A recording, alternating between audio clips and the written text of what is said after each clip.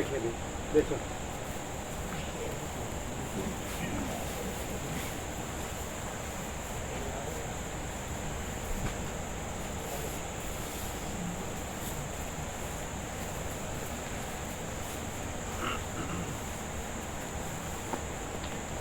क्या ढल गया क्या? पहले का तो ताज़ा लगता है।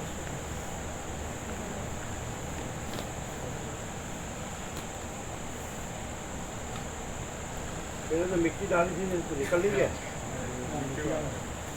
तो फिर ये ताज़ा नहीं ताज़ा नहीं पहले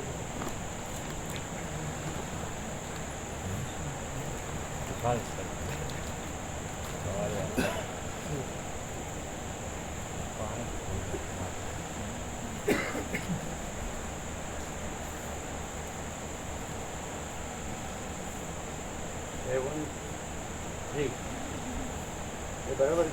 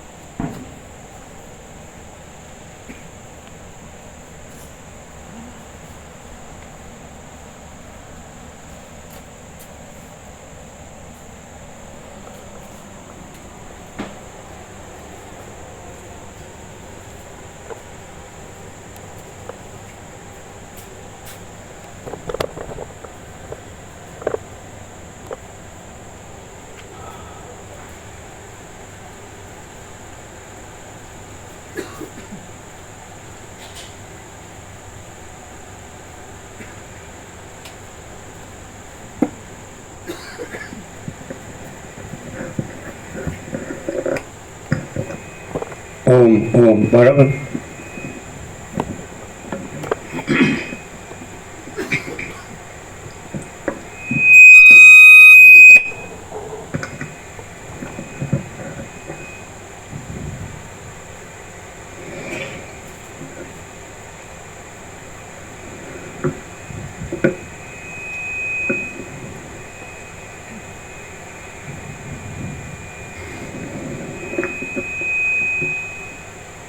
परम चिदाकाश,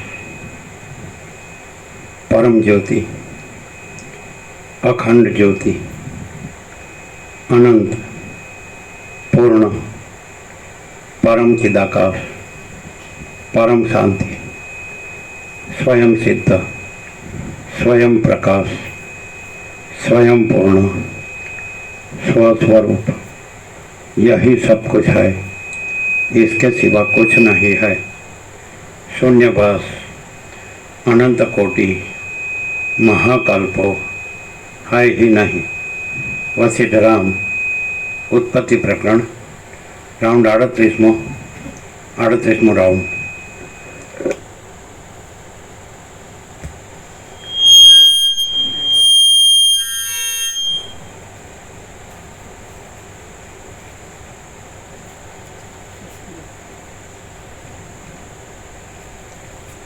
आद्य परब्रह्म सदगुरु देव की जय।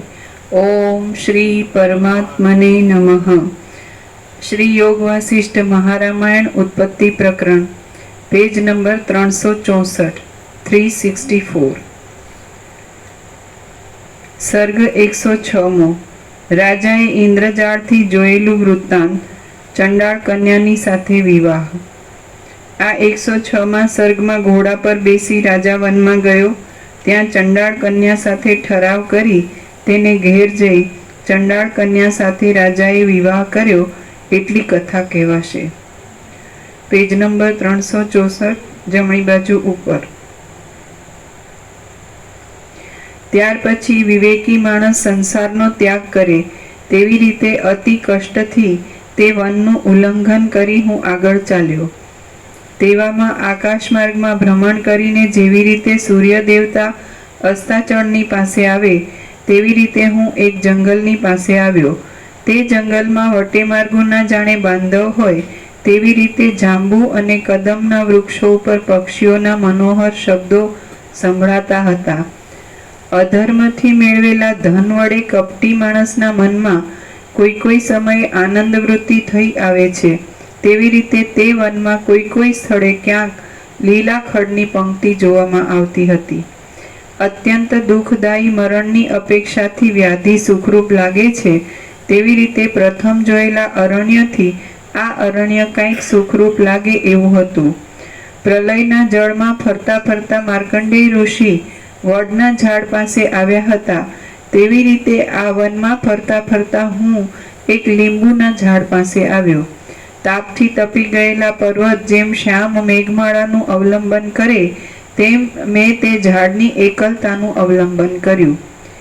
જેમ ગંગાનો આશ્રય કરવાથી માણસના દુષ્કર્મ ચાલ્યા જાય છે, તેમ તે સમયે તે ઘોડો મારી પાસેથી ચાલ્યો ગયો.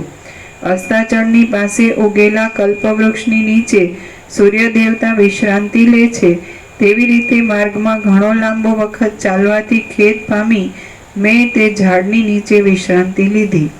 તેટલી વારમાં સૂર્ય દેવતાએ પણ વિશ્રાંતિ લેવા સારું સઘળા સંસાર વ્યવહારનો ભાર ઉતારીને અસ્તાચળનો આશ્રય કર્યો. ત્યાં ધીરે ધીરે પૃથ્વીનો સમસ્ત મધ્ય ભાગ રાત્રિમાં લીન થઈ ગયો અને જંગલમાં રાત્રિનો વ્યવહાર પ્રવર્તવા લાગ્યો.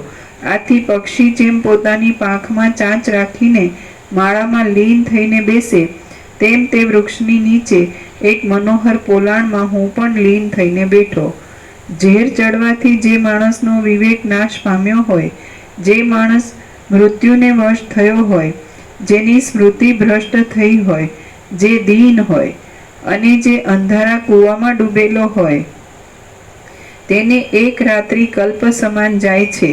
વળી માર્કંડેય ઋષિને કલ્પાંતના જળમાં ફરતા એક રાત્રિ કલ્પ સમાન થઈ પડી હતી, તેવી જ રીતે હું પણ મોહમાં મગ્ન થયો હતો, તેથી એક રાત્રિ મને કલ્પ સમાન થઈ પડી હતી. તે આખો દિવસ મેં સ્નાન ન કર્યું, દેવાર્ચન ન કર્યું અને ભોજન પણ ન કર્યું.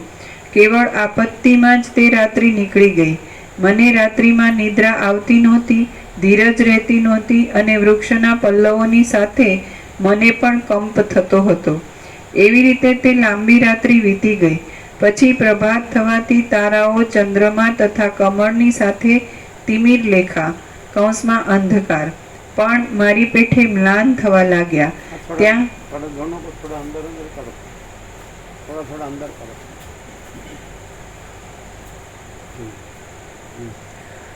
ત્યાં અરણ્યમાં ભૂતની ક્રીડા શાંત થવા લાગી.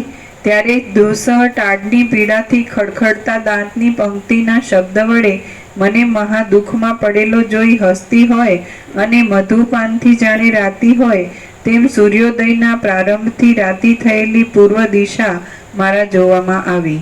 ત્યાર પછી એક ક્ષણમાં અજ્ઞાનીને જ્ઞાન પ્રાપ્ત થાય તથા દરિદ્રીને કાંચન મળે, તેવી રીતે આકાશમાં ઉદયાચળ રૂપી હાથી ઉપર આરોહણ કરવાને તત્પર થયેલા સૂર્ય દેવતાના મેં દર્શન કર્યા.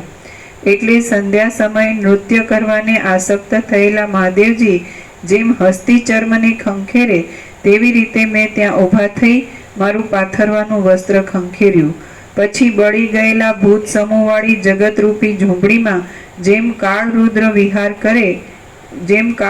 વિહાર કરવા માંડે, તેમ તે વિસ્તારવાળી પૃથ્વીમાં મેં વિહાર કરવા માંડ્યો. મૂર્ખ માણસના શરીરમાં ગુણનો જરા પણ અંશ ન દેખાય, તેવી રીતે તે અરણ્યમાં કોઈ પણ પ્રાણી નજરે આવતું નહોતું. ત્યાં તો માત્ર નિશંક મૂર્ખ માણસના શરીરમાં ગુણનો જરા પણ અંશ ન દેખાય, તેવી રીતે તે અરણ્યમાં કોઈ પણ પ્રાણી નજરે આવતું નહોતું. ગમે તેવું દ્રષ્ટાંત અને ગમે તેવું દ્રષ્ટાંતનું વર્ણન હોય પણ અંદર તત્વબોધ હોય જ, એ અમે માર્ક કરેલું છે. સવારે પણ અમે વાત કરી હતી. એટલે વસીતનો એક પણ ઘા ખાલી જાય નહીં. આપણને એમ લાગે કે હું આ બધું લાંબુ લાંબુ, પણ એવું નહીં, અંદર તત્વબોધના વાક્યો આવે છે. જ્ઞાન અને અજ્ઞાન, વિવેક ને અવિવેક, વિચાર ને અવિચાર બધું આવતું. જ્ઞાની અને મૂર્ખ એ બધું આવતું જાય. મૂર્ખમાં ગુણનો અંશ નથી હોતો.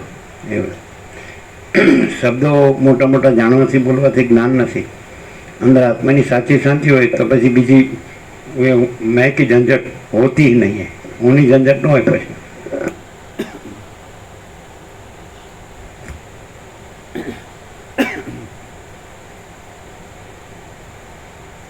ત્યાં તો માત્ર નિશંકપણે ફરતા પક્ષીઓના ચંચળ ચિત્કાર શબ્દો જ સાંભળવામાં આવતા હતા.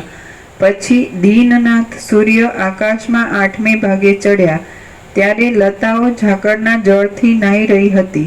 પછી ઝાકળ સુકાવા લાગ્યું હતું. તેવામાં હાથમાં અમૃતનો કુંભ ધારણ કરનાર સ્ત્રી વેશધારી વિષ્ણુ ઉપર જેમ દાનવની દ્રષ્ટિ પડી હતી તેમ વનમાં ફરતા રાંધેલા ભાતનું પાત્ર ધારણ કરનાર એક કન્યા ઉપર મારી દ્રષ્ટિ પડી. ચમકતા તારારૂપી નેત્રવાળી, શ્યામ અને શ્યામ વસ્ત્રવાળી રાત્રિ પાસે ચંદ્રમા આવે તેવી રીતે ચપળ કીકીઓવાળા નેત્રવાળી, શ્યામ અને શ્યામ વસ્ત્રવાળી તે કન્યાની પાસે હું ગયો અને તેને આ પ્રમાણે કહેવા લાગ્યો કે હે શ્યામવાળા, હું મોટી આપત્તિમાં છું, માટે તું તારી પાસેનો ભાત મને તરત આપ, કારણ કે દીન માણસના દુઃખનું હરણ કરવાથી સંપત્તિની વૃદ્ધિ થાય છે. હે બાળા, જેમ જીર્ણ વૃક્ષના કોટરમાં રહેલી કાળી સાપણને પ્રસવ થયા પછી પેટમાં ભૂખ વધે છે, તેમ આ સમયે મારા પેટમાં પણ ભૂખ વધી છે. આવી રીતે મેં તે કન્યાને પ્રાર્થના કરી તો પણ લક્ષ્મીજી જેમ દુષ્ટ આચરણવાળા માણસને પ્રયત્નથી પ્રાર્થના કર્યા છતાં પણ ધન આપતા નથી, તેમ તેણે પણ મને કંઈ આપ્યું નહીં.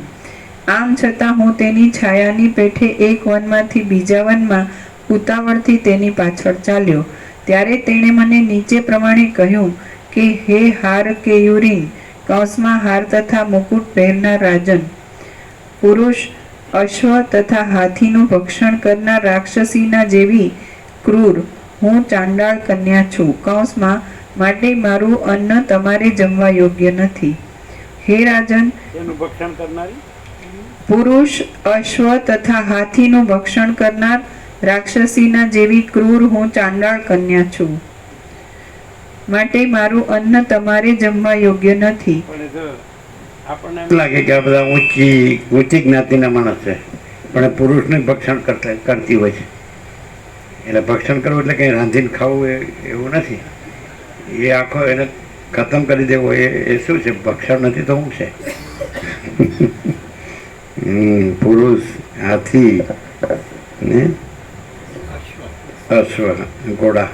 એટલે પુરુષ ગમે હાથી જેવો હોય, ઘોડા જેવો હોય, ખાઈ જાય.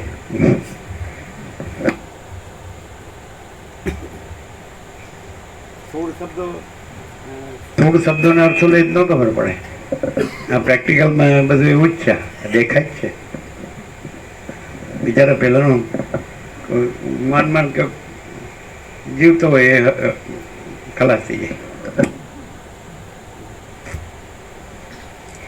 હે હાર કેયુરીન, હાર તથા મુકુટ પહેરનાર રાજન, પુષ્પ, અશ્વ તથા પુરુષ, અશ્વ તથા હાથીનું ભક્ષણ કરનાર રાક્ષસીના જેવી ક્રૂર હું ચાંડાળ કન્યા છું, માટે મારું અન્ન તમારે જમવા યોગ્ય નથી. હે રાજન, જેની અભિલાષા પૂરી થઈ નથી એવા ગામડાના માણસો પાસે સુંદર સૌજન્યની પ્રાપ્તિ થતી નથી, તેવી રીતે માત્ર યાચના કરવાથી તમને મારી પાસેથી ભોજનની પ્રાપ્તિ થશે નહીં. એ પ્રમાણે કહીને તે ચાલવા લાગી. તે પગલે પગલે ખેલ કરતી હતી, લતાકુંજમાં સંતાતી હતી અને કટાક્ષ આદિ લીલાઓથી પોતાનો અભિપ્રાય સૂચવતી હતી. તે બોલી, તમે જો મારા પતિ થાઓ. અભિપ્રાય હું પોતાનો અભિપ્રાય એને પાડવાનો બીજો. આ બધી ચંચળતા ભ્રાંતિ એના લક્ષણ હોય એટલે પોતે તો મરવું જોઈએ પણ બીજાને મારવો, આ ધંધો. એટલે કોઈ મીઠું ને સારું સારું બોલતું હોય, વખાણ કરતું હોય એટલે સમજી લેવું કે હવે આવી બન્યું આપણું. તે બોલી, તમે જો મારા પતિ થાઓ તો આ ભોજન હું તમને આપું, કારણ કે પામર મનુષ્ય સામાન્ય સ્નેહ વિના અર્થથી ઉપકાર કરતો નથી. સ્મશાનમાં જેવી રીતે ભૂત ફરે છે તેવી રીતે પામર હોય તો એ લાલચ વિના કંઈ આપતો નથી, અને ઉત્તમ હોય તો એને કોઈ લાલચ નથી હોતી, એમ ઓળખાય. ઉત્તમ હોય તો એને કોઈ લાલચ હોતી નથી, અને પામર હોય તો લાલચ વિના કંઈ આપતો નથી. સમજાય?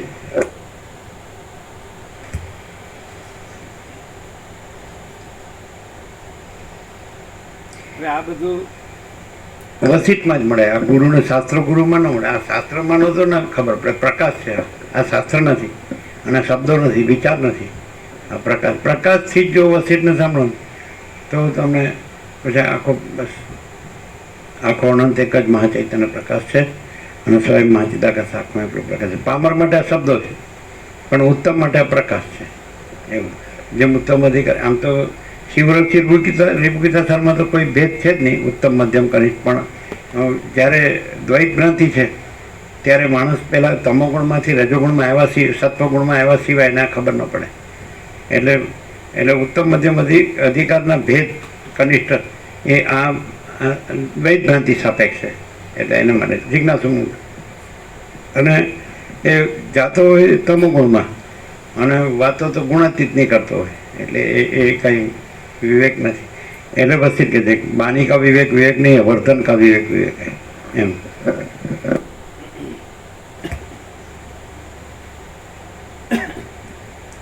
સ્મશાનમાં જેવી રીતે કીધું છે સદાશિવ વસિતને કૈલાસમાં કીધું ને કે બાળક જેમ પેલા દેવતાથી દેવતા હાથ તો હાથે સાફ થઈ જાય, સમજાય છે ને? એવું છે ને, એવું. એટલે સત્વગુણથી આ તત્વબોધથી શું થાય કે સત્વગુણથી તમોગુણ સાફ થઈ જાય, અને પછી સત્વ પણ ન રહે, અને પછી ગુણાતીત પ્રકાશ છે. સમજાય? એવું કીધેલું છે દ્રષ્ટાંત. એટલે પણ એ તો પ્રકાશથી સરળ સરળ કરે તો અંદર વાસના રાખીને સાંભળે કાંઈ, દેહાધ્યાસ રાખીને સાંભળે તો કાંઈ, અને અંદર બધું વાસના પૈસાને ભોગો સાચા છે તો પછી એને ખબર ન પડે. સ્મશાનમાં જેવી રીતે ભૂત ફરે છે તેવી રીતે ચંડાળ જાતિનો મારો પિતા આ વનમાં ભૂખ્યો ને ભૂખ્યો પોતાના બળદથી ખેતી કરે છે. તેને માટે હું આ અન્ન લઈ જાઉં છું. પણ જો તમે મારા પતિ થાઓ તો આ અન્ન હું તમને આપું, કારણ કે પોતાના વલ્લભ કૌંસમાં પતિનું પ્રાણથી પણ પૂજન કરવું જોઈએ. આવા તેના વચન સાંભળી મેં તેને જવાબ દીધો કે હે સુવ્રતે, હું તારો પતિ થઈશ. કયો માણસ આપત્તિમાં વર્ણ, ધર્મ તથા કુળના ક્રમનો વિચાર કરે છે? મારા આવા વચન સાંભળીને પૂર્વે જેમ સ્ત્રી વેશધારી વિષ્ણુ ભગવાને અમૃતના કુંભમાંથી અર્ધ અમૃત ઇન્દ્રને આપ્યું હતું, તેમ તે કન્યાએ પોતાના ભાતમાંથી અર્ધો ભાત મને આપ્યો. તે ભાતનું ભોજન કરીને અને જંબુ ફળના રસનું પાન કરીને મેં મોહયુક્ત ચિત્તથી તે સ્થળે વિશ્રાંતિ લીધી. પછી વર્ષા ઋતુની શ્યામ મેઘમાલા સૂર્યને ઢાંકી દે તેમ તે શ્યામ વર્ણની કન્યાએ મને ઢાંકી દીધો. જાણે હું બહાર રહેલો પ્રાણ હોઉં તેમ તે મને હાથ પકડીને પોતાના પિતાની પાસે ગઈ. ત્યાર પછી જેમ યાતના નરક પાસે જાય તેવી રીતે તે દુષ્ટ આકૃતિ તથા દુષ્ટ આરંભવાળા તેમજ પુષ્ટ શરીરવાળા અને ભય આપનારા પોતાના પિતાની પાસે ગઈ. પછી ભ્રમરમાં આસક્ત થયેલી ભ્રમરી જેમ પોતાના શબ્દથી પોતાનો અભિપ્રાય જણાવે તેમ મારામાં આસક્ત થયેલી તે કન્યાએ તે ચંડાળને મારા સંબંધી પોતાનો અભિપ્રાય જણાવ્યો અને કહ્યું કે હે તાત, તમને રૂચે તો આ માણસ મારો પતિ થાય. એટલે તેણે કહ્યું કે સારું. પછી સૂર્યાસ્ત સમયે જેમ યમરાજા પોતાના અનુચરને રજા આપે તેમ તેણે પોતાના બળદને ઝાકળથી કપિલ વર્ણની તથા ધૂળવાળી દિશામાં છોડી મૂક્યા, અને તે ચંડાળના વનમાંથી અમે આગળ ચાલ્યા. ભૂત એક સ્મશાનમાંથી બીજા સ્મશાનમાં જાય તેવી રીતે એક ક્ષણમાં સંધ્યા સમયે તે લાંબા વનમાંથી અમે તે ચંડાળના ઘર પાસે આવ્યા. તે ચંડાળના ઘરમાં વાંદરા, કૂકડા તથા કાગડા વગેરે કાપીને વિભાગવાર રાખેલા હતા. ત્યાં લોહીથી છંટાઈ ગયેલા પૃથ્વીના ભાગમાં માખીઓ બળબળતી હતી. ત્યાં સૂકવવા માટે પાથરી રાખેલા લીલા આંતરડા ઉપર પક્ષીઓ પડતા હતા, અને ઘરના બગીચામાં ઉગેલા લીંબુના ઝાડ ઉપર પક્ષીઓના શબ્દ થતા હતા. સુકાઈ ગયેલા ચરબીના પિંડોથી ભરાયેલી ઘરની બહારની છાજલી ઉપર બેઠેલા પક્ષીઓ ત્યાં શોભતા હતા, અને પાથરી રાખેલા રુધિરવાળા ચામડામાંથી ત્યાં લોહી ટપકતું હતું. બાળકના હાથમાં રહેલા માંસના પિંડા ઉપર માખીઓનો ગણગણાટ થતો હતો અને વૃદ્ધ તથા શ્રેષ્ઠ ચંડાળ બૂમો પાડતા બાળકને ઠપકો આપતો હતો. આ પ્રમાણે પાથરેલા શીરા તથા આંતરડાથી ભયંકર એવા તે ચંડાળના ઘરમાં મેં પ્રવેશ કર્યો. માનો યમરાજાના અનુચરોનો ભૂત સમૂહ જેમાં મરણ પામેલા છે એવા જગતમાં પેઠા પછી તે નવા સસરાના ઘરમાં કદલી દળની પીઠ ઉપર અત્યંત આદરથી પાથરી આપેલા આસન ઉપર મેં સ્થિતિ કરી. મારી સાસુ આંખે કાણી હતી. તેણે આ મારો જમાઈ છે એમ કહી મારો સત્કાર કર્યો. ત્યાર પછી વિશ્રાંતિ લીધા પછી કાળિયાર મૃગચર્મનું આસન કરી માણસ દુષ્કૃત ભોગવે તેવી રીતે ચંડાલને યોગ્ય ભોજનનો મેં આહાર કર્યો. ત્યાર પછી અનંત દુઃખના બીજરૂપ અને મનોહર ન લાગે તે એવા તેમના સ્નેહના સુંદર વચનો સાંભળ્યા. ત્યાર પછી કેટલેક દિવસે આકાશ તથા નક્ષત્ર વાદળા રહિત હતા ત્યારે ચંડાળના ઉત્સવને ઉચિત એવો મદ્ય તથા માંસનો સમારંભ કર્યો અને તેમને ઉચિત એવા વસ્ત્ર અને વૈભવ સહિત તે ચંડાળે ભય આપનારી પોતાની કન્યાનો મારી સાથે વિવાહ કર્યો. માનો કાળા પાપે નરકની ભયજનક યાતના આપી.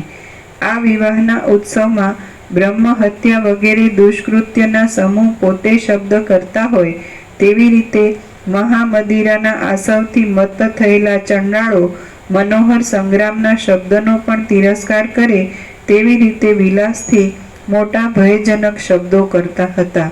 શ્રી યોગ વાસિષ્ઠ મહારામાયણમાં ઉત્પત્તિ પ્રકરણનો ચાંડાલી વિવાહ નામનો સર્ગ 106મો સમાપ્ત. સર્ગ 107મો. ચંડાળ દશામાં રાજાએ ભોગવેલા દુઃખોનું વર્ણન.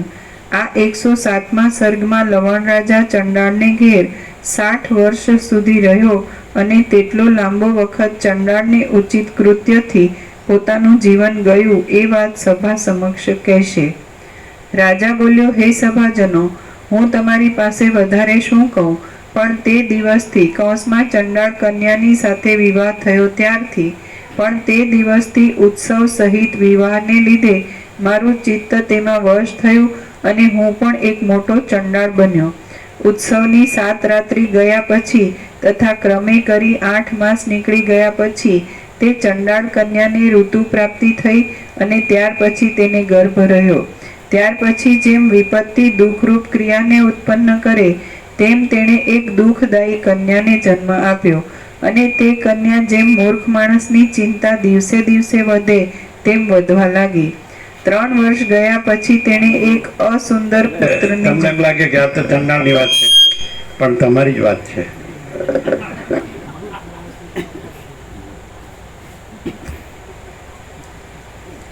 ત્રણ વર્ષ ગયા પછી તેણે એક અસુંદર પુત્રને જન્મ આપ્યો. માનો દુર્બુદ્ધિને આશાનો પાશ વધારનાર અનર્થ નામનો પુત્ર થયો. ત્યાર પછી એક પુત્રી આવી અને ત્યાર પછી પણ એક પુત્ર થયો. રાજુ બ્રો કમ્પેર કરો કે એક્ઝેક્ટ છે કે નહીં? હા, કોની વાત છે આ? જગમારી સ્વીકારવું પડે.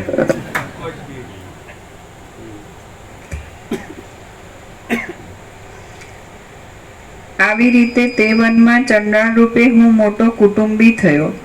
બ્રહ્મ હત્યા કરનાર માણસ નરકમાં ચિંતા નામની સ્ત્રીની સાથે ઘણી જાતની યાતના ભોગવે છે તેવી રીતે તે વનમાં મેં તે ચંડાળ કન્યા સાથે ઘણા વર્ષ સુધી અનેક પ્રકારના દુઃખ ભોગવ્યા.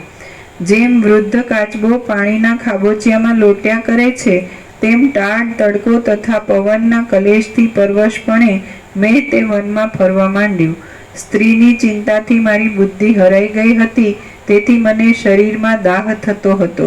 આથી બધી દિશાઓ જાણે બળતી હોય તેવી રીતે મને કષ્ટરૂપ જોવામાં આવી. મેં ઝાડની છાલના જૂના લુગડા પહેરી ઘાસની ઈંઢોણી બનાવી માથે સાક્ષાત દુષ્કૃત સમો લાકડાનો ભારો ઉપાડ્યો. જૂથી ખદબદતી, જીર્ણ થઈ ગયેલી, તૂટી ગયેલી અને દુર્ગંધ મારતી એક ચીંદરડીની લંગોટી મારીને મેં ધવલિકાના ઝાડ નીચે આશરો લઈને કંઈક વર્ષો કાઢી નાખ્યા. હેમંત ઋતુમાં દેડકો વનમાં ભમે તેમ હું કુટુંબનું પોષણ કરવા સારું વનમાં ફરતો અને ટાઢને લીધે વનની ગુફામાં લીન થઈને બેસી રહેતો. આવી રીતે અનેક પ્રકારના ક્લેશરૂપી કલ્લોલથી તથા તાપના વિસ્તારને લીધે જાણે ઝરતા હોય તેમ મને નેત્રમાંથી આંસુને બહાને લોહીના ટીપા પડવા માંડ્યા. ભયંકર વનમાં પર્વતની તળેટીમાં કરેલી ઝૂંપડીમાં મેઘને લીધે ભયંકર એવી કઈ રાત્રિઓ વરાહના માંસનું ભોજન કરીને મેં વિતાવી. એવી રીતે સર્વ બીજની ઉત્પત્તિના હેતુરૂપ વર્ષાકાળ વીતી ગયા પછી બંધુઓનો સ્નેહ ન રહ્યો. નિરંતર ક્લેશ થવા લાગ્યો. સર્વત્ર શંકા થવા માંડી. એટલે ચિત્તના કૃપણપણાથી મેં કુટુંબ સહિત બીજા ચંડાળને ઘેર સ્થિતિ કરી. રાહુના દાંતથી ચંદ્રમાં જેમ જર્જરિત થઈ જાય તેમ ચંડાળીના ક્લેશથી ઉદ્વેગ પામેલા પ્રચંડ ચંડાળના તિરસ્કારોને લીધે મારું મુખ જર્જરિત થઈ ગયું. નરકમાં રહેનાર માણસોએ લાવીને વેચેલા આંતરડા હોઠથી ચાવે તેવી રીતે દીપડાએ પીસી નાખેલી માંસની પેશીનું મેં હોઠથી ચરવણ કર્યું. હિમાલયની ગુફામાં હેમંત ઋતુનું હિમ તથા શિશિર ઋતુમાં ઝાકળના જળબિંદુના સમૂહ વસ્ત્ર વિનાના શરીર ઉપર જાણે મૃત્યુએ મૂકેલા બાણ હોય તેવી રીતે મેં સહન કર્યા. હું ઘરડો હતો, છતાં પુણ્યના મૂળની પેઠે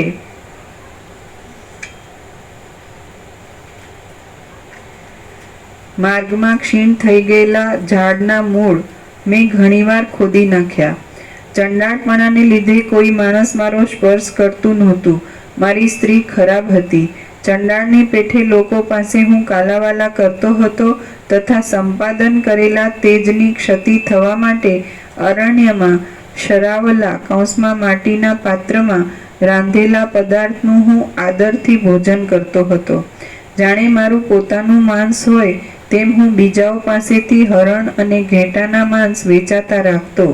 એ પ્રાણીઓના શરીરમાંથી હું એ માંસ કાપી કાપીને ઉતારી લેતો અને તેમને લોઢાના પાત્રમાં પકાવતો. પછી જાણે હજારો જન્મોથી ઊભા થયેલા પાપ જેવા એ માંસને હું વધારે લાભ મેળવવા સારું વિંધ્ય પર્વતની ચાંડાલ ભૂમિમાં વેચતો. અપવિત્ર મળમૂત્રથી ભરેલું તથા વેચતા બાકી રહેલું માંસ હું તે ચંડાળની ભૂમિમાં સૂકવવા માટે પાથરી રાખતો હતો. રવરવ નરકમાં પડેલા માણસની પેઠે મારી અતિ દુર્દશા થયેલી હતી. વિંધ્ય પર્વતની ગાઢ ઝાડી મારું પોષણ કરનારી હતી અને સંધ્યાકાળ એ કંદમૂળ તથા માંસ ભેગું કરવામાં વિઘ્નરૂપ છે તો પણ હું તેનો દ્વેષી હતો. કૌંસમાં સંધ્યા સમયે માંસ તથા કંદમૂળ ભેગું કરવાનો નિષેધ, છતાં હું સંધ્યા સમયે પણ તે ભેગું કરતો હતો. કૌંસ પૂરો. આવી જાતની સ્થિતિમાં મારી દ્રષ્ટિએ કોદાળી એ મારા સાચો સ્નેહી મિત્ર હતો. હું લાકડીઓ મારી મારીને કૂતરા વગેરેને હાંકતો હતો અને દૈવેચ્છાથી પ્રાપ્ત થયેલા સ્ત્રી પુત્રાદિકને કોદરા વડે ગામઠી અન્નોથી પોષતો હતો. પવનથી યુક્ત વરસાદના ઝાપટાથી થતા સુકાયેલા પાંદડાના ખડખડાટવાળા ઝાડ નીચે મેં વગડાના વાંદરાની સાથે રાત્રિઓ વિતાવી. તે સમયે ટાઢથી મારા દાંત પણ કડકડતા હતા અને મને સોયની અણી જેવા રૂંવાટા ઊભા થતા હતા. ભૂખને લીધે મારું પેટ ક્ષીણ થઈ ગયું હતું. તેથી હું માંસના ટુકડા માટે વર્ષા ઋતુમાં પડતા મેઘના બિંદુનું મોતીના કણની પેઠે ગ્રહણ કરતો હતો. વનમાં ટાઢથી દાંત કડકડતા હતા, આંખ મીચાઈ જતી હતી અને સ્ત્રીની સાથે સવારે કજ્યો થતો હતો. કાળા મેષના જેવા મેલા શરીર વડે હું ભૂતના બંધુના જેવું આચરણ કરતો હતો અને હાથમાં બડીશ, કૌંસમાં માછલા પકડવાનો કાંટો, અને હાથમાં બડીશ લઈને હું નદી કાંઠે ફરતો હતો. કલ્પાંત સમયે જગતનો નાશ કરવા માટે પાશને ધારણ કરનાર યમરાજાની પેઠે મેં ઘણા દિવસ ઉપવાસ કરીને તરતમાં મારી નાખેલા મૃગના વક્ષસ્થળનું ભક્ષણ કર્યું. સ્મશાનમાં મારો વાસ હતો. રુધિરના પ્રેમમાં હું મત્ત હતો અને સ્મશાનનું બલિદાન તેમજ માંસ વગેરે અપવિત્ર પદાર્થ ખાવામાં મને પ્રીતિ હતી. આથી માતાના સ્તનના દૂધ જેવું કંઈક ઉષ્ણ અને તત્કાળ પ્રાપ્ત થયેલા રુધિરનું મેં પાન કર્યું. વૈતાલો જેમ ચંડિકાના ભયથી નાસી જાય તેવી રીતે તે મારા ભયથી નાસી જતા હતા. સ્ત્રી પુત્રમાં થતી આશા જેમ બંધનમાં વધારો કરે છે, તેમ મૃગ તથા પક્ષીઓના બંધન માટે હું વનમાં જાળ પાથરતો હતો. ફરીથી સ્ત્રી પુત્રમાં થતી આશા જેમ બંધનમાં વધારો કરે છે, તેમ મૃગ તથા પક્ષીઓના બંધન માટે હું વનમાં જાળ પાથરતો હતો. કર્તવ્ય ફરજ લાગે. બંધનમાં વધારતો હતો ને એમાં કર્તવ્યનો ધર્મ ને ફરજ લાગે. આસક્તિ, રાગ, મોહ.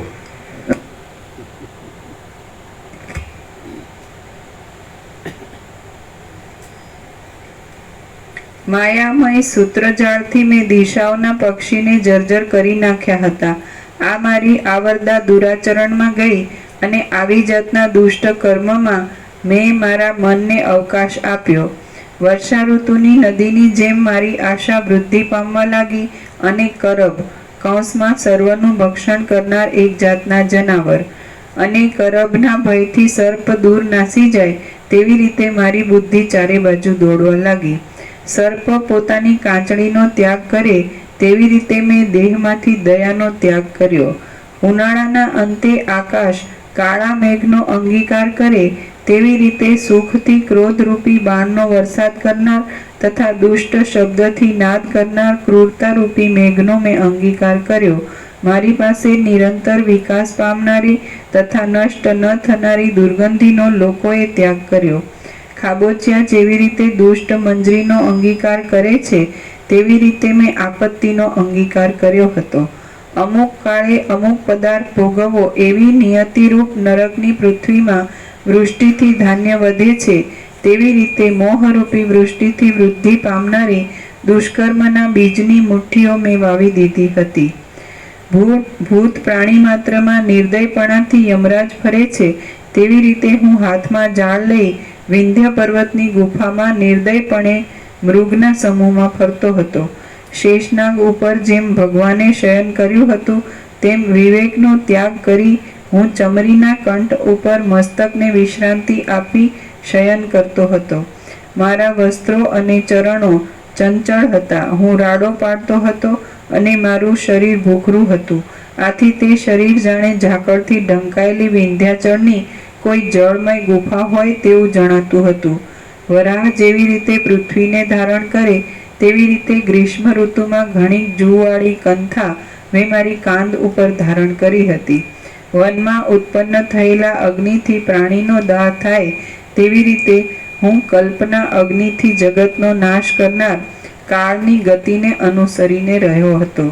વિષયી પુરુષને જેમ ક્ષય વગેરે રોગની ઉત્પત્તિ થાય છે તથા દુરાગ્રહી માણસને જેમ વેર તથા કલહરૂપી અનર્થની ઉત્પત્તિ થાય છે તેમ તે ચંડાળ અવસ્થામાં મારી સ્ત્રીએ સુખ દુઃખ રૂપી સંતતિની ઉત્પત્તિ કરી. આવી રીતે જોકે હું રાજા મારા પિતાનો એકનો એક પુત્ર હતો તો પણ 60 વર્ષ ચંડાળ દશામાં મેં કાઢ્યા. હે સભાસદો, આવી રીતે કાળાંતર દુષ્ટ વાસના રૂપી બંધનની મને પ્રાપ્તિ થઈ હતી. તે ચંડાળ દશામાં કોઈ સમયે હું બૂમો પાડતો હતો, વિપત્તિના સમયમાં રુદન કરતો હતો, ક્ષુદ્ર અન્ન ખાતો હતો અને એ હત્યારા ચંડાળ વાસમાં રહેતો હતો. શ્રી યોગ વાસિષ્ઠ મહારામાયણમાં ઉત્પત્તિ પ્રકરણનો આપદ વર્ણન નામનો સર્ગ 107મો સમાપ્ત. સર્ગ 108મો દુષ્કાળથી થયેલી દેશની દુર્દશાનું વર્ણન. આ 108મા સર્ગમાં લવણ રાજા તે ચંડાળની નિવાસ ભૂમિમાં રહેતો હતો. તેમાં અનાવૃષ્ટિથી પડેલા દુષ્કાળને લીધે દેશની દુર્દશાનું વર્ણન કરવામાં આવશે. રાજા બોલ્યો, હે સભાજનો, એવી રીતે કેટલોક સમય ગયા પછી વૃદ્ધાવસ્થાથી મારું આયુષ્ય જર્જરિત થઈ ગયું અને મુખ ઉપરના કેશ ઝાકળથી ઘાસના સમૂહની પેઠે ધોળા થઈ ગયા. સુકાઈ ગયેલા પાંદડા ઉપર પવન પડે તેવી રીતે મારે માથે કર્મરૂપી વાયુથી સુખ દુઃખ રૂપી દિવસના સમૂહ પડવા લાગ્યા. રણ સંગ્રામમાં જેમ બાણોનો સમૂહ આવે છે ને જાય છે તેમ સુખ દુઃખ કલહ અને વધ વગેરે અયોગ્ય કાર્યો આવતા હતા અને જતા હતા. અનેક પ્રકારના વિકલ્પની કલ્પનારૂપી ઘૂમરીવાળું તથા સંકલ્પ વિકલ્પરૂપી તરંગોના ભારવાળું ચિત્ત આકાશમાં નિરાધાર પક્ષી ભમે તેવી રીતે ભમવા લાગ્યું. ભ્રાંત થયેલો આત્મા ચલાયમાન ચિંતારૂપી ચક્રની પેઠે ભમવા લાગ્યો. સમુદ્રમાં જેમ ખડ તણાય તેમ હું કાળરૂપી સમુદ્રમાં તણાવા લાગ્યો. આમ એકમાત્ર વિંધ્ય પર્વતમાં રહેતા જનાવરોનો આહાર કરીને જીવનારો હું 2 હાથવાળા ગધેડા જેવો હતો અને મારા વર્ષોના વર્ષો ત્યાં એ રીતે ચાલ્યા ગયા. શબને જેમ કંઈ સ્મરણ રહેતું નથી તેવી રીતે હું રાજા છું એ પણ મને સ્મરણ રહ્યું નહીં અને પાંખ કપાયા પછી પર્વત જેવી રીતે સ્થિર થઈ રહ્યા હતા તેવી રીતે મારું ચંડાળપણું સ્થિર થયું. તે સમયે સંસારમાં જેમ કલ્પનો અંત આવે, વનમાં જેમ દાવાગ્નિ આવે, સાગરના મોજા જેમ કાંઠા પ્રત્યે આવે અને સુકાયેલા ઝાડ ઉપર જેમ બાણ પડે તેમ પ્રપંચ ચંડાળના મંડળના નિવાસરૂપ એ વિંધ્યાચળના પ્રદેશમાં દુકાળ આવ્યો. એમાં અકાળ મરણો થતા હતા અને અન્ન, તૃણ, પત્ર અથવા જળ પણ મળતું નહોતું. તે દુષ્કાળમાં મેઘ વરસતો નહોતો તથા કોઈ સ્થળે વાદળા નજરે ચડી પાછા અદ્રશ્ય થતા હતા. પવનની ગતિ પણ સૂક્ષ્મ અંગારાના કણથી મિશ્ર હોય એમ જણાતી હતી. ત્યારે ખરી ગયેલા પાંદડાના ખડખડાટવાળી, દાવાગ્નિના દાહવાળી તથા શૂન્ય થયેલી વનસ્થલીએ જાણે ઘણા દિવસથી સંસારનો ત્યાગ કર્યો હોય એમ જણાતું હતું. આવી જાતના અકાળ દુષ્કાળમાં દાવાનળ બળવા લાગ્યો. વનની ઘાટી ઝાડી સુકાઈ ગઈ અને ખડમય પૃથ્વીમાં રાખ માત્ર બાકી રહી. સર્વ માણસના અંગ ધૂળથી ધૂસર થઈ ગયા.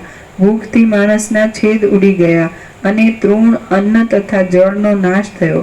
આમ આખો દેશ જાણે વગડો થઈ ગયો.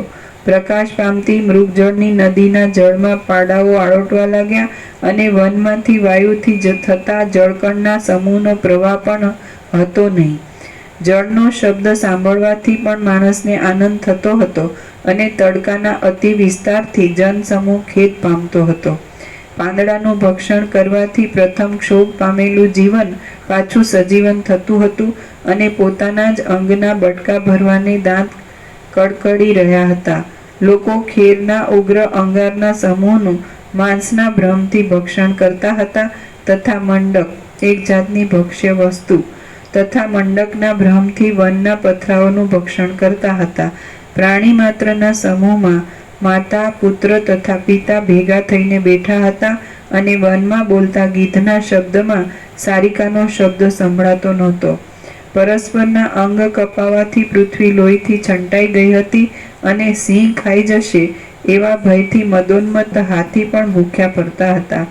એક સિંહ બીજાને ખાઈ જશે એવા ભયથી ગુફામાં એક સિંહના ભ્રમણથી પણ ભય જણાતો હતો અને પરસ્પરની હિંસા કરવામાં તત્પર થયેલા લોકો પણ મલ્લયુદ્ધ કરતા હતા. પાંદડા વિનાના વૃક્ષ ઉપર પ્રૌઢ અંગારા જેવો વાયુ ઉડતો હતો અને લોહીનું પાન કરવાને આસક્ત થયેલા બિલાડા આદિ ધાતુવાળી પૃથ્વીને ચાટતા હતા. જ્વાળારૂપી મેઘના ઘટાટોપમાં ઘૂમરીવાળો વનનો પવન ફૂંકાતો હતો અને સર્વ સ્થળમાં ઉત્પન્ન થતા અગ્નિને લીધે જંગલ પીંગળા વર્ણનું થઈ ગયું હતું.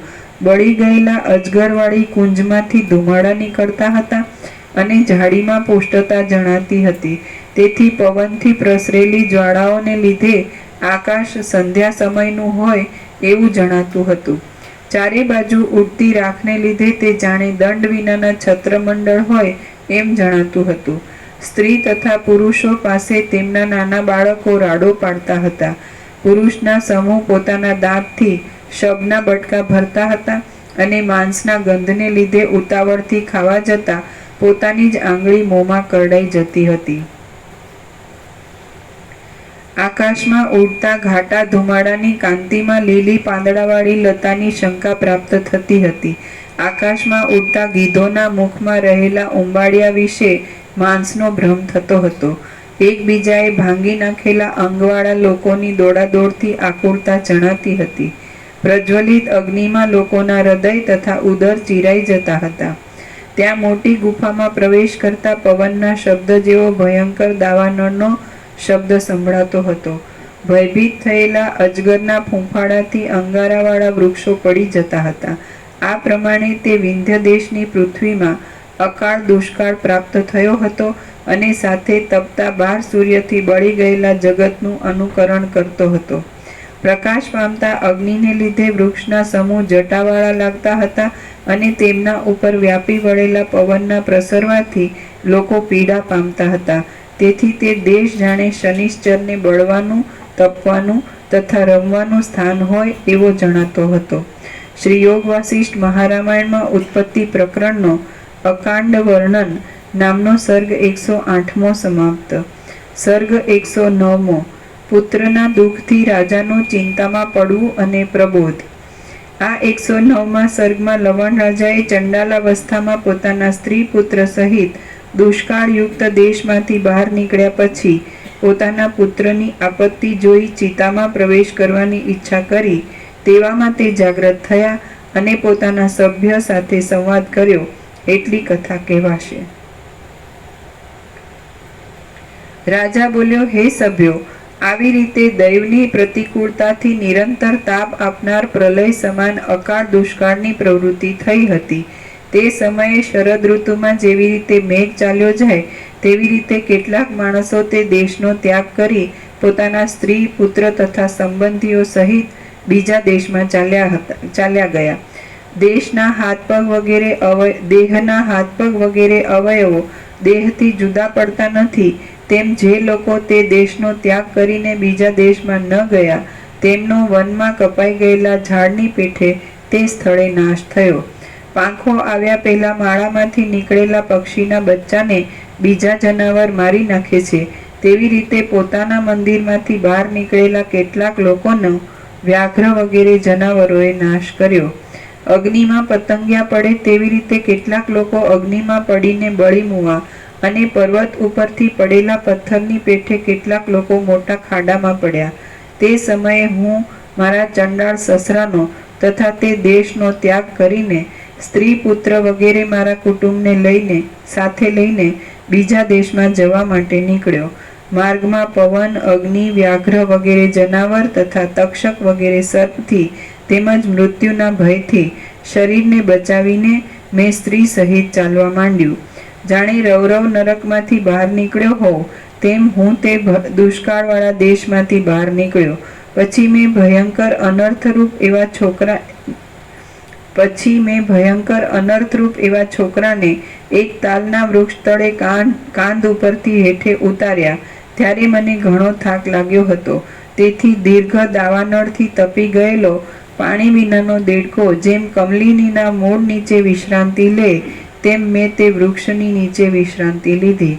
પછી તે ચંડાળ કન્યા 2 છોકરાને પોતાની બાથમાં લઈને ઝાડની નીચે શીળી છાંયમાં વિશ્રાંતિથી સૂતી હતી. તે સમયે પૃચ્છક નામનો સૌથી નાનો પુત્ર મારી પાસે હતો. તેના ઉપર અમને ઘણો સ્નેહ હતો. તે મુગ્ધ હતો. તેણે દીનપણાથી પોતાની આંખમાં અશ્રુ લાવીને મને કહ્યું કે હે તાત, આ સમયે મને ખાવા સારું માંસ અને પીવા સારું રુધિર આપો. આવી રીતે વારંવાર બોલતા અને ભૂખથી ચીસો પાડતા તે પુત્ર મરવા જેવી દશાને પ્રાપ્ત થયો. તે પુત્રને મેં ઘણીવાર કહ્યું કે હે પુત્ર, માંસ નથી તો પણ તેની દુર્મતિ હોવાથી માંસ આપો એમ આગ્રહથી તેણે મને કહ્યું. ત્યાર પછી પુત્રના સ્નેહથી મૂઢપણાને લીધે તથા દુઃખના અતિભારને લીધે મેં તેને કહ્યું કે હે પુત્ર, મારું માંસ પકવીને તું ખા.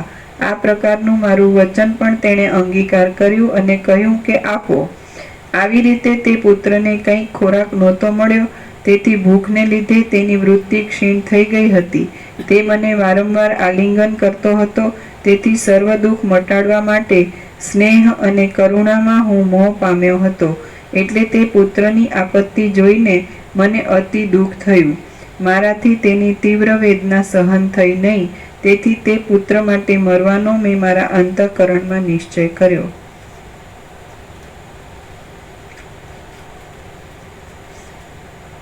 તે સમયે વનમાંથી કાષ્ઠ ભેગા કરીને મેં ચિતા રચી અને તે ચિતા પણ ચટચટ એવા શબ્દથી જાણે મારી ઈચ્છા કરતી હોય તેમ બળતી હતી. એ ચિતામાં હું મારો દેહ નાખું છું તેટલામાં તો આ સિંહાસન ઉપરથી હું વેગથી ચલાયમાન થયો અને તુરીના તથા જય જયકારના શબ્દથી તમે મને જાગ્રત કર્યો. આવી રીતે આ ઇન્દ્રજાળ કરનાર માણસે અજ્ઞાનથી જેવી રીતે જીવની દશા થાય તેવી રીતે ઘણી દશાવાળો મને મોહ પમાડ્યો. એટલે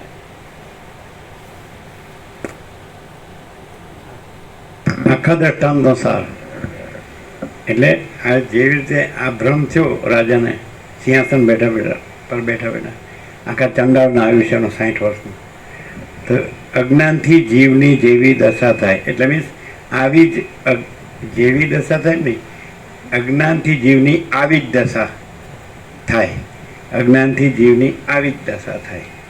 એટલે એને એમ લાગે કે આપણે સુલક્ષણા છીએ બધા, પણ આ બધું ચંડાળીનું જ આયુષ્ય છે આખું. અજ્ઞાનથી જીવની જેવી દશા નહીં આવી દશા થાય, અને છતાં પછી એમ લાગે કે આપણે બધું જાણીએ છીએ ને આપણે બધું સારું છે, સુખી છીએ. અજ્ઞાનથી જીવની આવી દશા થાય, આ ચંડાળી.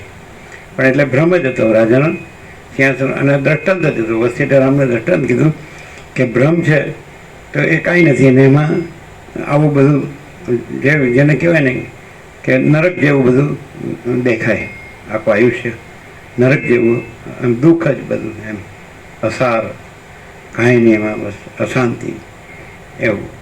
એટલે દ્રષ્ટાંત જ છે, અને ખરેખર કંઈ થયું નથી. રાજા તો સિંહાસન પર જ બેઠો છે, પણ એને આવો ભ્રમ થયો 60 વર્ષના ચંડાળના આયુષ્યનો. એટલે અજ્ઞાનથી જીવની, આનો સાર આખા દ્રષ્ટાંતનો, અજ્ઞાનથી જીવની આવી દશા થાય, જેવી દશા થાય નહીં આવી દશા થાય એમ. એમાં ઉલટું લખ્યું છે એમ કે એ જે ભ્રમ હતો એ તો ખોટો હતો. એટલે અજ્ઞાનથી જીવની જેવી દશા થાય એવી રીતે ન કહેવાય. જે ભ્રમ ખોટો છે તો અજ્ઞાનથી જીવની આવી ખોટા ભ્રમ જેવી આવી દશા થાય એમ. જેવી દશા થાય નહીં આવી દશા થાય એમ લેવું પડે. સમજાશે નહીં? થોડું એવું છે, પણ આમ સીધું જ છે. અજ્ઞાનથી જીવ એટલે જાણે અજ્ઞાનથી જીવની આવી દશા જેવી દશા થાય એટલે જાણે એ દ્રષ્ટાંત હોય, અને આ જાણે સત્ય હોય એવો અર્થ થાય. પણ એકચ્યુઅલી આ દ્રષ્ટાંત છે, આજે રાજાનો ભ્રમ છે, અને આ દ્રષ્ટાંત પ્રમાણે અત્યારે અજ્ઞાનથી જીવની આવી દશા થઈ છે એમ. પેલો જેવી દશા થાય એટલે જાણે અજ્ઞાનથી જીવની જેવી દશા થાય એ દ્રષ્ટાંત હોય, અને આ જાણે સાચું હોય એવો અર્થ થાય. પણ અજ્ઞાનથી જીવની આવી દશા થાય આ દ્રષ્ટાંત છે, અને અજ્ઞાનથી જીવની આવી દશા થાય એમ લેવું પડે. પછી અનુવાદમાં ફેરવો તો ખબર નથી, પણ એક્ઝેક્ટ આવો એટલે કોઈ એમ લાગતું હોય કે આપણે બધું બસ ખાઈએ પીએ છીએ ને જીવીએ છીએ ને બસ બરાબર છીએ ને, પણ બધું અસત અસાર દુઃખ મિથ્યા નાશવંત અને સ્વપ્ન જેવું ઝાંઝવાના જળ જેવું આ અજ્ઞાન. એટલે આ દ્રષ્ટાંતથી આમ તો રામને સમજાવે છે કે તમને આ બધો જે ભ્રમ થયો છે તો એના જ દ્રષ્ટાંત બધા આપે છે કે એ સાચો નથી. એમ તમને જે ભ્રમ થયો છે, જેમ રાજાને ભ્રમ છે કે હું આ ચંડાળ છું, આ ચંડાળી છે ને આ બધું આ પ્રજા છે ને, અને આ બધું જીવન છે ચંડાળનું નરક જેવું, તો એવો તમને આ જે સંસારનો ભ્રમ થયો છે એ સાચો નથી એમ. અને આ પરમ ચિદાકાશ પરમ જ્યોતિ અખંડ જ્યોતિ આ જ પરમ સત્ય છે. મહાચિદાકાશ સ્વયં પ્રકાશ સંપૂર્ણ પ્રકાશ આ જ પરમ સત્ય છે. પૂર્ણ બ્રહ્મ અનંત તેજગન અનંત ચિદગન આ જ પરમ સત્ય છે. પરમાકાશ કેવલ અનંત શુદ્ધ તેજગન આ જ પરમ સત્ય છે. પરમાકાશ અખિલ આત્મા પૂર્ણ બ્રહ્મ પરમાત્મા આ જ પરમ સત્ય છે. અને આ ચંડાળી જેવું જે આયુષ્ય છે આ મિથ્યા નાશવંત ભ્રમ છે, સ્વપ્ન જેવો જાણવાનો જળ જેવો. એટલે આ આખો જીવ અને એનો સંસાર, એનું જન્મ મરણ સુધીનું બધું વૃત્તાંત, એની બધી ચેષ્ટા, તો આ બધું નરક જેવું જ છે, આમાં કાંઈ નથી. પણ હવે પેલું મૂળ વિષય પામર હોય તો એમાં કાંઈ વિવેક ન હોય, એટલે એને એમ લાગે આ ભાઈ આ જ છે, ભાઈ જે છે આ જ છે એમ. એને એમાંથી નીકળવાની ઈચ્છા ન થાય એમ, એવું થાય. એનું ભ્રમ અહીંયા ભ્રમનું દ્રષ્ટાંત પૂરું કરે છે. રાજા તો સિંહાસન પર જ બેઠો છે, એક ક્ષણમાં 60 વર્ષનું ચંડાળનું આયુષ્યનો ભ્રમ થયો. તો આ એવું જ છે. આમ જુઓ તો અનંતકાળ છે, પણ આને લાગે 100 વર્ષ, પણ અનંતકાળમાં એક ક્ષણ જેટલું નથી અનંતકાળમાં એક ક્ષણ જેટલું નથી. જાણે પરપોટો થયા નથી ને ફૂટ્યા નથી. આમ જાણે આંખ મીચી અને આંખ બંધ કરીને આંખ ઉગાડી અને મેં એક આખો સ્વપ્નનો ભ્રમ થઈ ગયો એક આયુષ્યનો, એવું છે આ બધું. આંખ બંધ કરીને ઉગાડી તેમાં વચમાં સ્વપ્નનો ભ્રમ થઈ ગયો, એવું છે આ આયુષ્ય, એવું છે. આમ પલકવાર પળ જેટલું નથી. આમ બસ તો એમ લાગે છે કે આપણે 100 વર્ષ જીવ્યા અને આપણે બધું જોયું, જાણ્યું ને માણ્યું ને, પણ આ ભ્રમ છે, આ કાંઈ નહીં.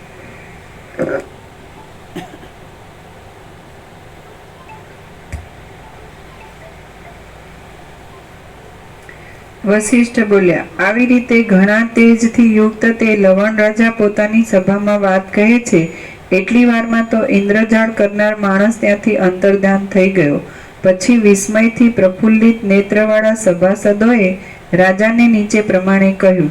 સભાસદો બોલ્યા, હે દેવ, આ ઇન્દ્રજાળ કરનાર માણસ નથી, કારણ કે તેને ધનની ઈચ્છા નથી, પરંતુ સંસાર સ્થિતિનો બોધ કરનારી આ કોઈ દૈવી માયા છે એમ તમે સમજો. આ સંસાર મનના વિલાસરૂપ છે એમ નિશ્ચય થાય છે. આ માયામાં સંસાર મનના વિલાસરૂપ છે એમ નિશ્ચય થાય છે. સર્વશક્તિમાન વિષ્ણુનું વિલાસરૂપી મન છે તે જ જગત છે. સર્વશક્તિ એટલે મનનો વિલાસ એટલે મનની ચંચળતા ભ્રાંતિ છે. જ્યાં મનની ચંચળતા ભ્રાંતિ નથી તો ત્યાં સંસારરૂપી ભ્રાંતિ નથી. આ વિલાસ એટલે જે મનની ચંચળતા ભ્રાંતિ છે એ જ આ વિલાસ, મનનો વિલાસ. એટલે જે માણસ છે તમે જુઓ કે જેમ કે વસિત છે તેમાં ચંચળતા ભ્રાંતિ નથી, તો અનંત સદચિદ આકાશ છે. અને બધાને જુઓ તો ચંચળતા ભ્રાંતિ છે એટલે હું નરક જેવો સંસાર છે. આ બધો દેહાધ્યાસ ને આ દેહ હું છું ને પુરુષ છું ને સ્ત્રી છું ને પ્રજા છે ને ઘર છે ને ધન છે ને આ બધું માયામોહ ને આ ભોગ વાસના ને બધું. એટલે આ ચંચળતા ભ્રાંતિ છે એનો વિલાસ છે એમ, અને ચંચળતા ભ્રાંતિ નથી એનું ચિદાકાશ છે. હાવ સીધું છે હાવ. એટલે ચિદાકાશ પ્લસ ચંચળતા ભ્રાંતિ ઇક્વલ ટુ નરક જેવો સંસાર, અને નરક જેવો સંસાર માઇનસ ચંચળતા ભ્રાંતિ ઇક્વલ ટુ ચિદાકાશ. કેમ છે બે ઇક્વેશન એક્ઝેક્ટ છે? ચિદાકાશ પ્લસ ચંચળતા ભ્રાંતિ ઇક્વલ ટુ નરક જેવો સંસાર, અને નરક જેવો સંસાર માઇનસ ચંચળતા ભ્રાંતિ ઇક્વલ ટુ ચિદાકાશ. બોલો કેમ છે?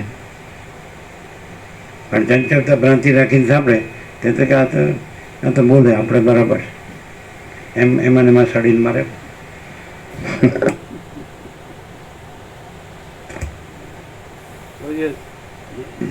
જેમ ચંચળતા ભ્રાંતિ હોય ને તો એ ચંચળતા ભ્રાંતિ જે નરક જેવો સંસાર હોય ને તો એ જેને અસત લાગે ને તેને સત અસત લાગે. એટલે વસિત પ્રકાશથી જે પરમચિદાકાશ પરમ જે ત્યાં જતી છે ને એ કે આ તો શબ્દ જ. અને આપણો આજે છે ને બધું હું મારું દેહાધ્યાસનું, બસ આજ આપણું સુખ. એવું નરક જેવો સંસાર એ આપણું સુખ.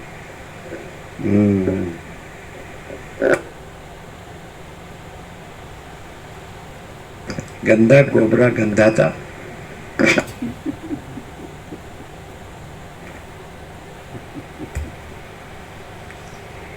સર્વશક્તિમાન વિષ્ણુનું વિલાસરૂપી મન છે તે જ જગત છે. સર્વશક્તિમાન વિધિની હજારો પ્રકારની વિચિત્ર શક્તિ છે, તેથી વિવેકવાળું મન પણ માયા વડે મોહ પામે છે. સર્વલોકના વૃત્તાંતને જાણનાર આ રાજા ક્યાં? અરે, સાધારણ માણસની મનોવૃત્તિને યોગ્ય આ હમણાંનો સંભ્રમ ક્યાં? મનને મોહ સાધારણ માણસ એટલે સાધારણ સંસારી વિષય જીવની વૃત્તિ એને યોગ્ય. સાધારણ સંસારી વિષય જીવની વૃત્તિ એટલે ભ્રાંતિ, એને યોગ્ય આ નરક જેવો સંસાર. ફરીથી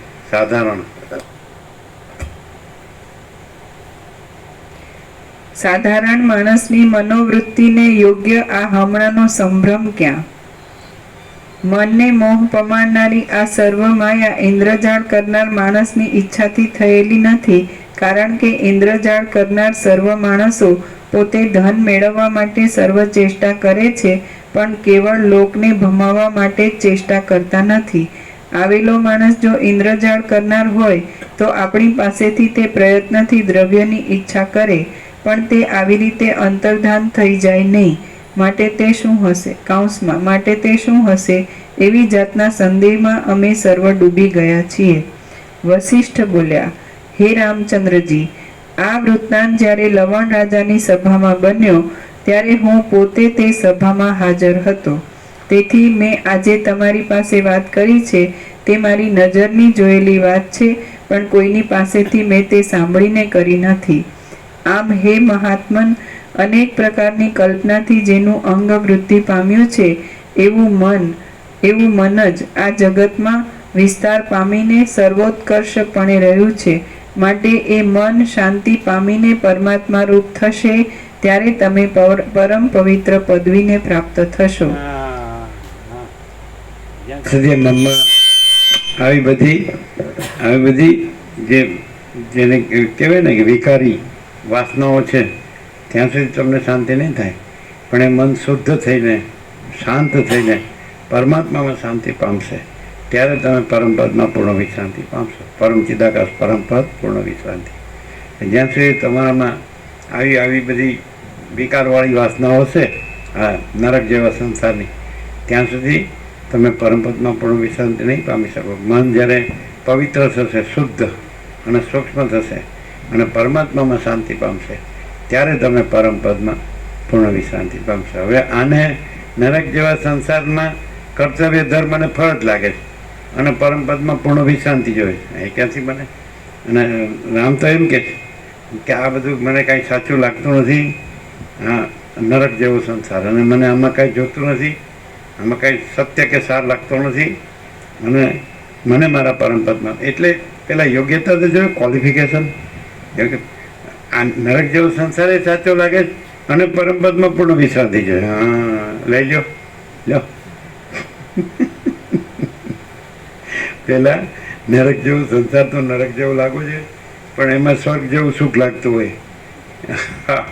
એટલે વિનાશ કાળે વિપરીત બુદ્ધિ. એટલે કોને પરમપદમાં પણ વિશ્રાંતિ મળે? જેને રામ જેવું વૈરાગ્ય હોય કે આ બધું છે એમાં મને કાંઈ સાર લાગતો નથી ને એમાં મને કાંઈ જોતું નથી, એવું હું આ રામ નથી અને આ બધું રાજ્ય ભોગો લક્ષ્મી કાંઈ નથી, આ દેહે કાંઈ નથી, આ દ્રશ્ય કાંઈ નથી, આ બધું હું મારું કાંઈ નથી, અને બસ એ જ જોઈએ પરમપદમાં પૂર્ણ વિશ્રાંતિ. એટલે એની આ ભ્રાંતિ સાચી નથી, પણ જ્યાં સુધી અજ્ઞાન હોય ને વાસના હોય ત્યાં સુધી ભ્રાંતિ સાચી લાગે છે. અને જ્યારે જ્ઞાન થાય ને અજ્ઞાન નાશ પામે અને વાસના નાશ પામે ત્યારે ભ્રાંતિ અને ભ્રાંતિનો નરક જેવો સંસાર એ પણ નાશ પામે. અને ત્યારે પછી એ તો છે જ પરમાત્મા તો પ્રથમથી રહેલા છે, નવા આવતા નથી. પણ જ્યાં સુધી અજ્ઞાનની ભ્રાંતિ છે, વાસના ભ્રાંતિ છે, સંસાર ભ્રાંતિ છે, અને એ જ્યાં સુધી સાચી લાગે ને એમાં સાર લાગતો હોય ત્યાં સુધી એનું કામ જ નથી. આમાં સમજે? બે વાત સાથે ન થાય. પ્રકાશ ને અંધકાર બે સાથે ન રહે. પ્રકાશ એટલે પ્રકાશ, પછી અંધકાર કાંઈ છે જ નહીં. તો અનંત ચૈતન્ય પ્રકાશ, અનંત ચૈતન્ય શાંતિ. પણ એ અજ્ઞાની માટે શબ્દ જ છે અને જ્ઞાની માટે એ પોતાનું સ્વરૂપ છે.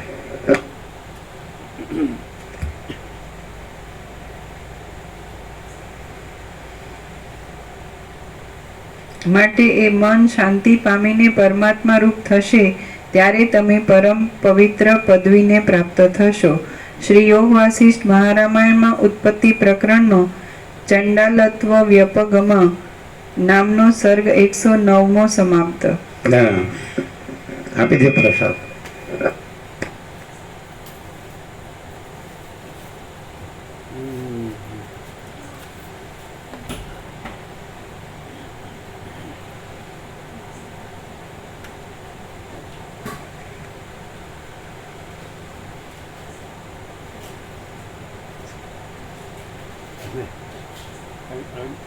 અજ્ઞાન હોય ને, અજ્ઞાનની ભ્રાંતિ ને વાસના ભ્રાંતિ, તો બધું ચંડાળ જેવું હોય ને તો રાજા રાણી જેવું લાગે, ચંડાળ જેવું ન લાગે એમ. બધા બે એકબીજા હોય, બે ચંડાળી તો શું કે ખબર છે? શું કે ખબર? હું કૃષ્ણ તું ગોપી, સાલા સડેલા. હમ. કેમ હશે? અમે તો ગપ્પો મારી છે. સાચી વાત છે. હે લ્યો અમે ક્યાં તમારા ઘૂસી ગયા જોવા કે સાંભળવા કે તમે શું બધું કરો છો ચંડાળી. અને પછી જ્યાં સુધી સૂર્યચંદ્ર તારા રહેશે ત્યાં સુધી આપણે હારે જ રહીશું. એ જ સાલસ.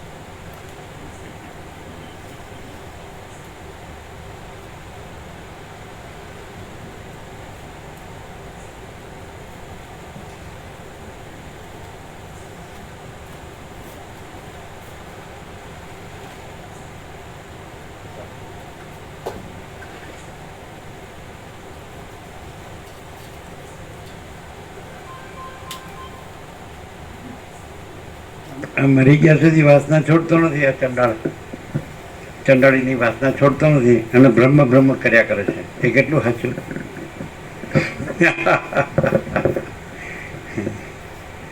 वसीत में सब ठग पकड़ जाते हैं. ચંડાળ મળી ગયા સુધી ચંડાળીની વાસના છોડતો નથી. સમજે? અને પેલું કુરકુરિયું લોહીને માંસ માગે તો કે લઈ લે, મારું લઈ લે. પણ લે, હું બળવું તો લઈ લે મારું. તોય ભાન ન થાય. પછી આખો બળી જાય તોય રાજાને તો ભાન થઈ ગયું કે ભાઈ આ તો મારો ભ્રમ હતો. હું તો રાજા જ છું અને હું તો પરમ ચિદાકાશ પરમ જ્યોતિ અખંડ જ્યોતિ છું. રાજા નથી. હું ચંડાળ છું એ ભ્રમ છે, એવી રીતે હું રાજા છું એ ભ્રમ છે. આ જગત છે એ ભ્રમ છે. અને વાસ્તવમાં परम चिदाकाश परम ज्योति अखंड ज्योति है. यही सब कुछ है, इसके सिवा कुछ नहीं है. અપાઈ ગયો પ્રસાદ? અપાઈ ગયો ને?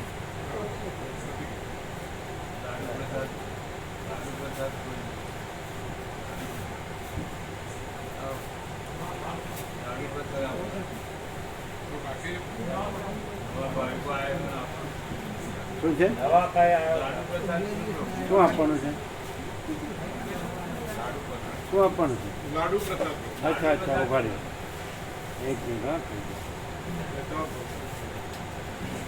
હા, બેસતા વર્ષ એટલે શનિવાર. તો બેસતા વર્ષથી આજ સુધી એટલે બીજી ત્રીજી ચોથી તારીખ સુધી જે ન આવ્યો હોય ને આજે આવ્યા હોય તો બેસતા વર્ષનો લાડુ પ્રસાદ માટે હાથ ઊંચા કરે.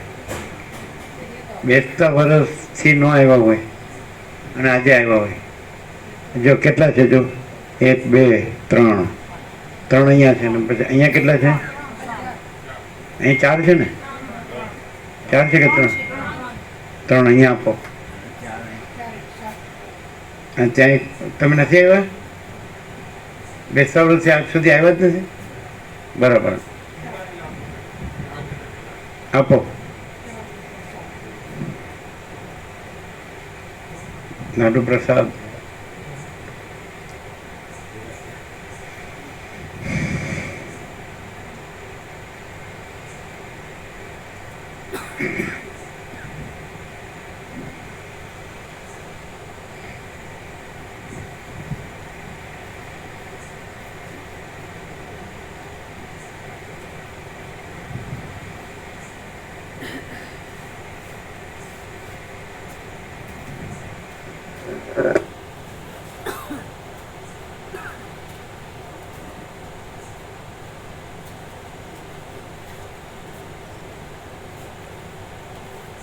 આપણે શિયાળામાં આ ટાઈમ ટેબલ બરાબર જ છે ને? શિયાળામાં આ બરાબર જ છે કે વહેલું કરવું છે એવું નથી ને? બધા અહીંના ભાઈઓ રખિયાલના ભાઈઓ જો લાભ લેતા હોય વહેલા તો કરી તો બરાબર. ના તમે વહેલા છૂટા થાવ ખરા? અમે 6 વાગે ફ્રી થઈ ગયા. અમે તો આ સમય જ આવી શકીએ.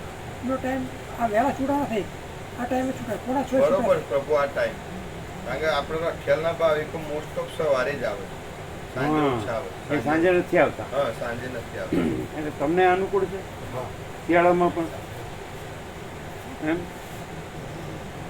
વરસાદ રઘુ અમે બધા આવીએ એટલે બરોબર છે આ હા, બરોબર એમને 6 વાગે છૂટું ને ત્યાંથી આ રેગ્યુલર છે ને પહેલાં તો આવતા નથી. આ પેલા સાંજે નથી આવતા આપણે સવારે વધારે આવે એટલે કે એ એમ કહેતા કે 9:30 પહોંચો ઠંડીમાં એનો વાંધો નહીં ને? રાત્રે લેટ થાય વાંધો નહીં. હા ને બરોબર. રાત્રે લેટ થાય ને વાંધો નહીં. તો રખિયાના ભાઈ કોઈ બધા લાભ લેતા હોય ના, નથી આવતા જ નથી. સાંજે નથી એ સવારે આવે છે. એ જેને ન લીધો એને જ આપજો. કોણ નથી લીધો? આ બાળકો પણ બધા લીધેલું છે? બધા લીધેલું છે? અચ્છા.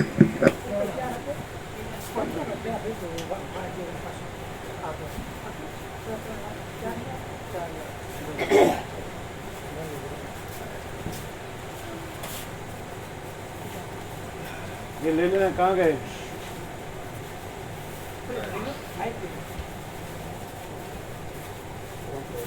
ओके.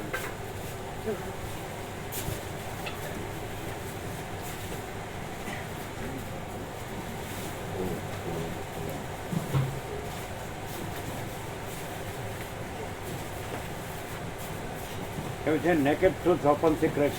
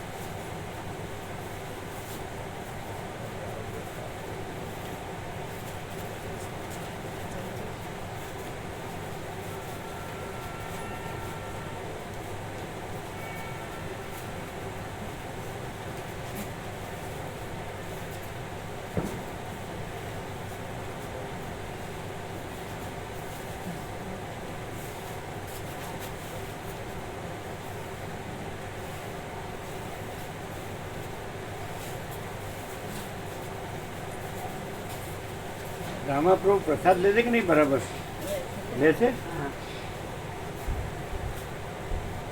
અને વિશ્રામ થાય છે એમને?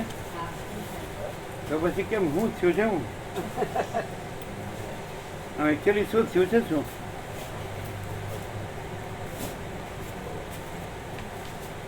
કેમ રહ્યું? ક્લિયર થાય છે?